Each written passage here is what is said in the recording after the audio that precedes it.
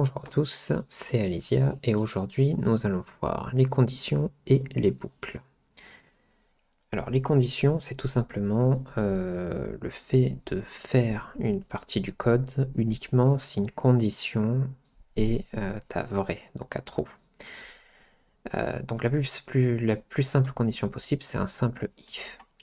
Alors vous l'écrivez juste if comme si en anglais, et entre parenthèses vous mettez un booléen ou une condition qui renvoie un booléen. Alors ici j'ai mis true, ce qui veut dire que ça sera toujours vrai. Et si ce qu'il y a ici est vrai, alors tout ce qu'il y a entre les crochets sera exécuté dans votre programme. Ça vous permet de faire des actions uniquement dans certaines conditions. Alors ça peut être ici un simple booléen, hein, donc on peut le remplacer par une fonction de la même façon. Par exemple. Et du coup on peut avoir si MyBall est à true, et il le sera forcément vu qu'on l'a initié juste avant. Alors, je sais pas, print coucou.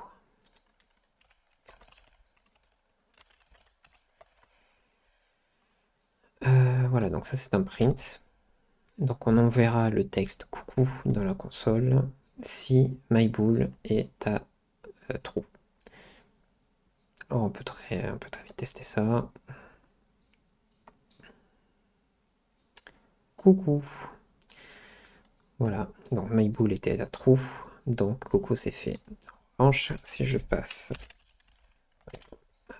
false,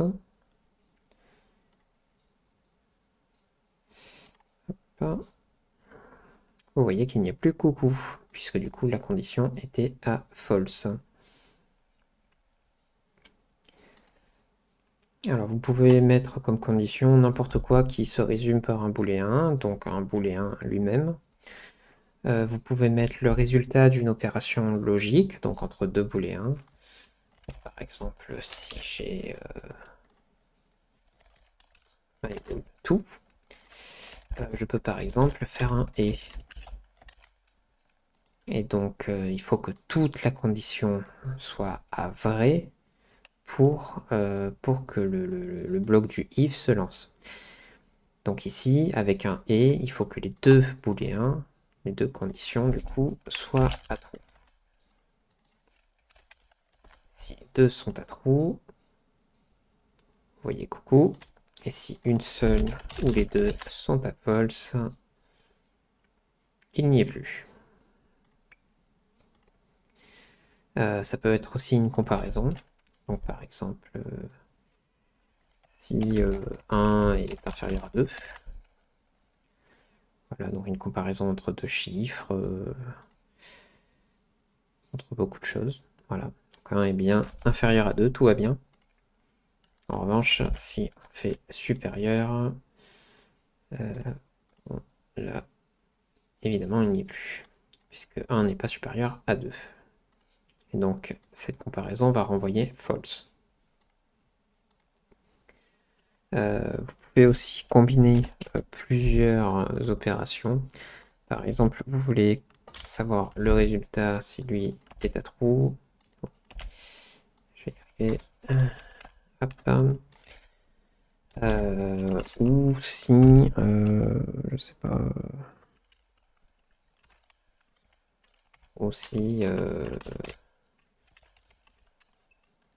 MyBall et MyBall 2, deux conditions précédentes.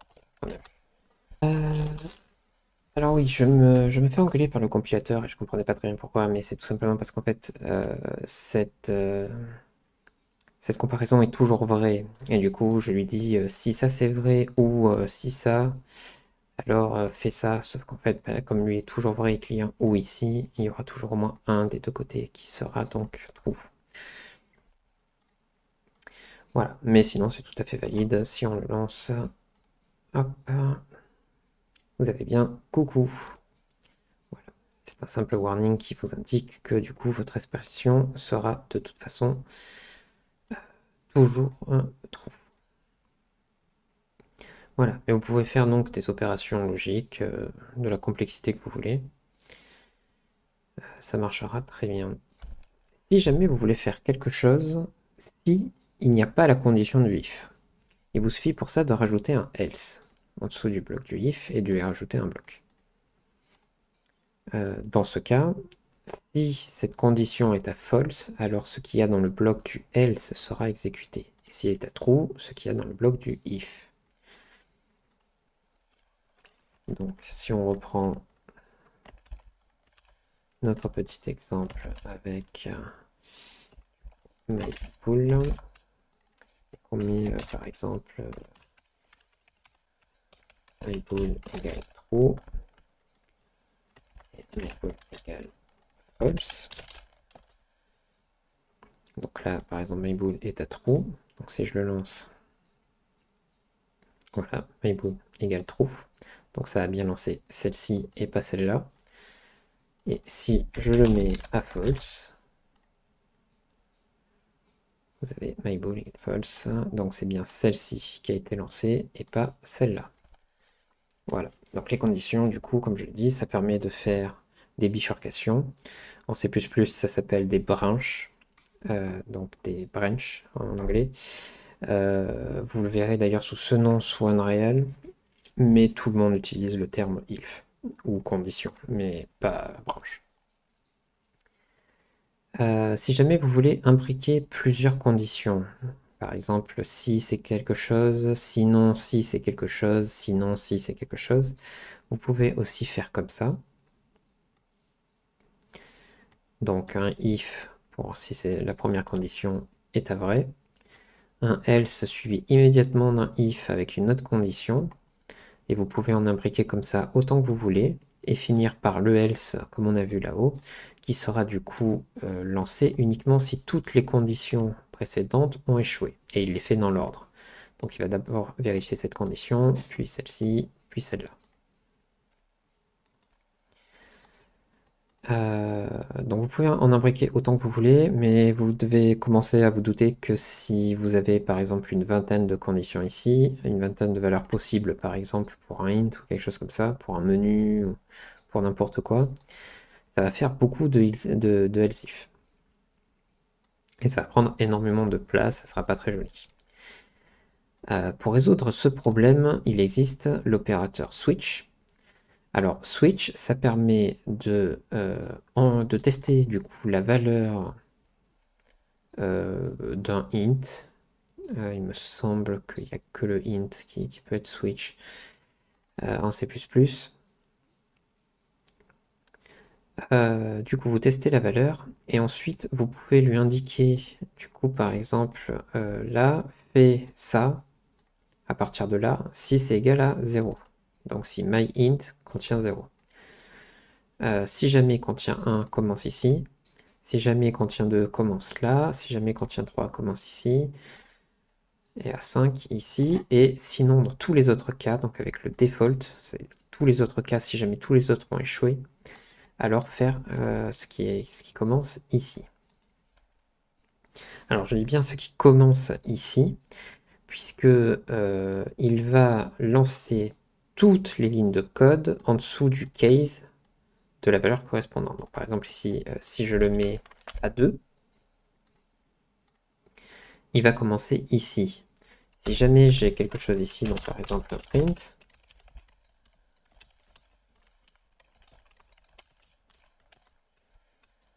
et K3, j'en ai un autre.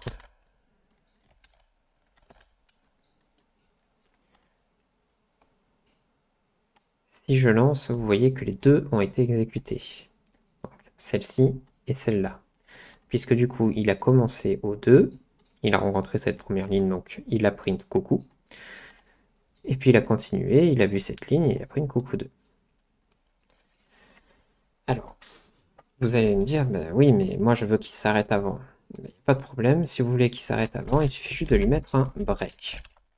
Break, ça indique que s'il arrive ici, il sort du switch. Complètement. Donc là, par exemple, avec 2, il va lire ici, oui, c'est égal à 2. Je print ça, break, hop, je sors. Et on peut le vérifier.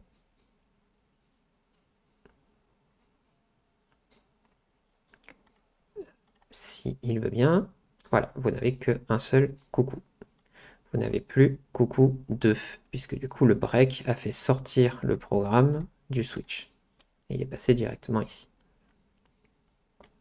Voilà, donc le switch est très pratique. Il existe du coup sous Unreal Engine sous plein de formes différentes. Sous Unreal Engine, vous n'êtes pas limité à seulement le int. Vous pouvez switch par exemple sur des strings, notamment Blueprint, c'est ce qui est très pratique. Et du coup, voilà. Donc ça vous permet de faire exactement pareil qu'ici, mais à une version plus compacte et plus intéressante, puisque du coup, si vous ne mettez pas de break, vous pouvez dire que par exemple, dans le cas où la valeur est égale à 2, vous voulez faire quelque chose ici plus ce qui aurait été fait si il était égal à 3. Donc vous pouvez additionner des blocs comme ça, ce que vous ne pouvez pas faire ici. Ici, si cette condition est à true, alors ce qu'il y a là ne sera jamais exécuté. Si vous voulez faire une condition comme ça, vous êtes obligé de rajouter un glyph avec les deux conditions ici et le mettre avant, pour qu'il soit exécuté avant. Voilà, donc ça c'est tous les opérateurs qui vous permettent de changer de chemin en fonction de certaines conditions. Maintenant, nous allons voir les boucles. Alors les boucles, je vais vous en présenter les deux formes principales. Il en existe deux autres, mais qui sont très peu utilisées. Donc la première, c'est le for. Donc une boucle, c'est simplement quelque chose qui répète un bloc de code autant de fois que on le veut. La boucle for, c'est la plus utilisée. Elle permet en quelque sorte de compter, d'incrémenter un certain nombre de fois, ou en tout cas jusqu'à ce qu'une condition soit atteinte. Alors la syntaxe est sous cette forme, donc vous avez le for, vous mettez des parenthèses, et cette parenthèse est subdivisée en trois parties, séparées par des points-virgules.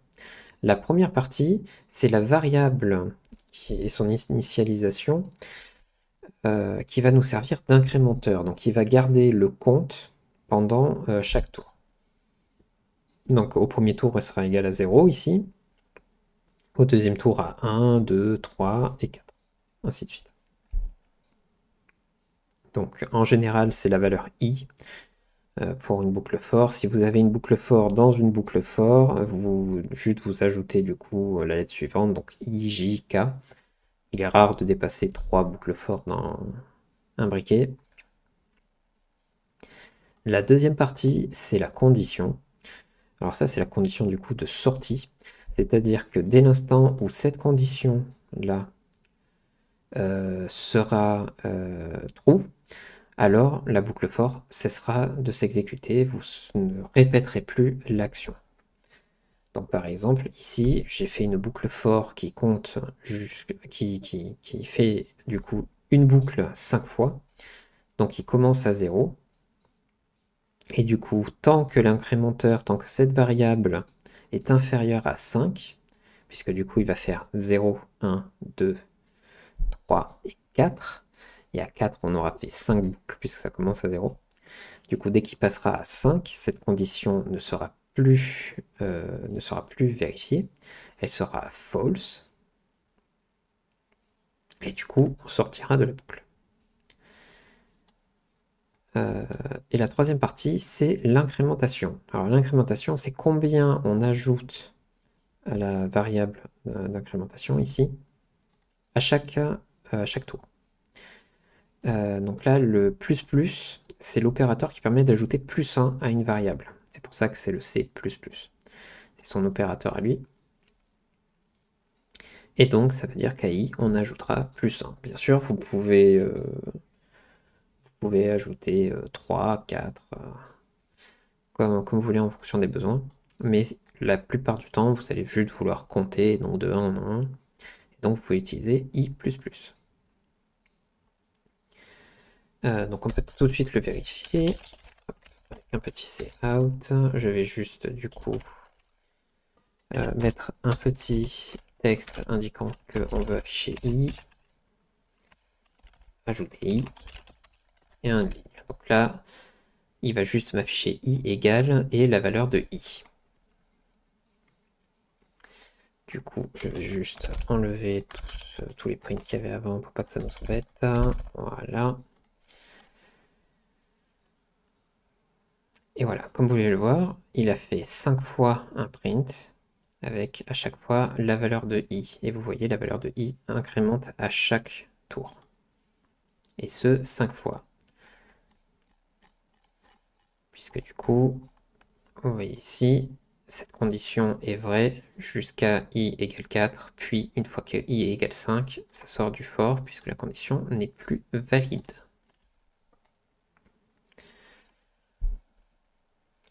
La deuxième boucle très utilisée, c'est la boucle while.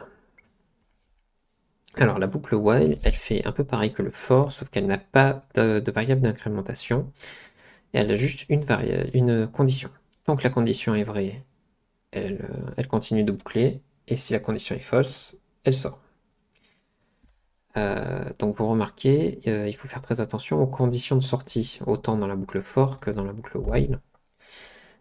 Puisque du coup, si cette condition comme ici est toujours à true, si je n'avais pas mis cette ligne par exemple, vous obtiendrez ce qu'on appelle une boucle infinie, c'est-à-dire que votre programme va boucler à l'infini, et a priori, vous allez juste entendre votre ordinateur souffrir, puis il va abandonner, et au mieux, il va couper le programme, et au pire, votre ordinateur va juste remplir sa mémoire avec la boucle jusqu'à ne plus pouvoir tourner.